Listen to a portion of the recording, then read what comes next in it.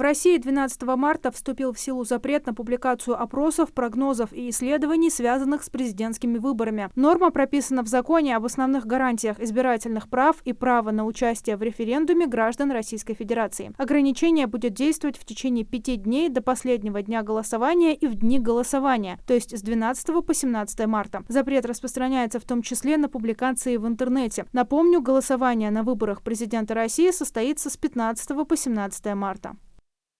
Выпускники школ, сдающие ЕГЭ досрочно, не смогут пересдать экзамен в рамках этого периода, сообщили в Рособорнадзоре. Там пояснили, что для этого пришлось бы вносить изменения в некоторые нормативно-правовые акты.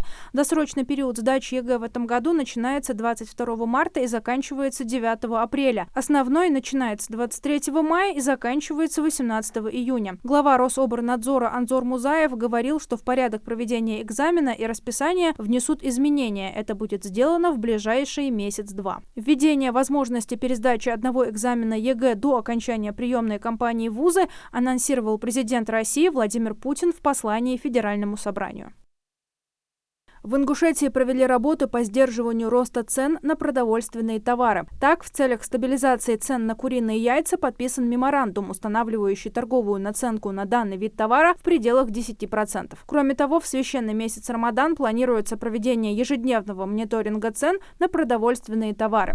Главам администрации муниципальных образований рекомендовано на подведомственной территории установить предельную торговую наценку на социально значимые товары не более 10% к отпускной цене, а также организовать на них систему скидок. С 15 марта жители Ингушетии вновь смогут принять участие в народном голосовании за объекты благоустройства по программе формирования комфортной городской среды. В этом году на голосование будет вынесено 39 объектов. Объекты лидера народного голосования попадут в план работ по нацпроекту «Жилье и городская среда» на 2025 год.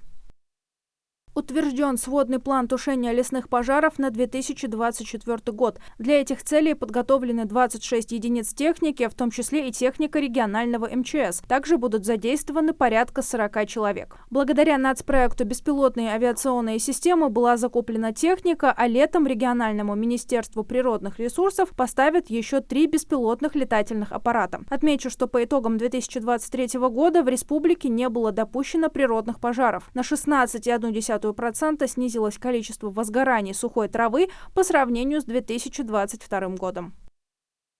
В 2024 году на подключение домов-льготников к газовым сетям из федерального бюджета выделят 1 миллиард рублей. В прошлом году за счет адресных выплат были подключены свыше 12 тысяч домовладений. Деньги получат 57 регионов, а газовые сети будут прокладываться до участков с домом в садовых некоммерческих товариществах, которые расположены в границах газифицированных населенных пунктов. Гражданам также предоставят субсидии на покупку необходимого оборудования и оплату его присоединения к магистралям. Размер субсидии составляет не менее 100 тысяч рублей. Кабмин России начал работу по формированию нового проекта «Кадры». Его запустят с 1 января 2025 года. Ранее Владимир Путин заявил во время оглашения послания Федеральному собранию о запуске нового национального проекта «Кадры». По словам президента, в России растет большое молодое поколение, поэтому государству важно, чтобы подростки стали профессионалами своего дела, готовыми трудиться в экономике текущего века. На это, как утверждал глава государства, и будет направлен новый нацпроект.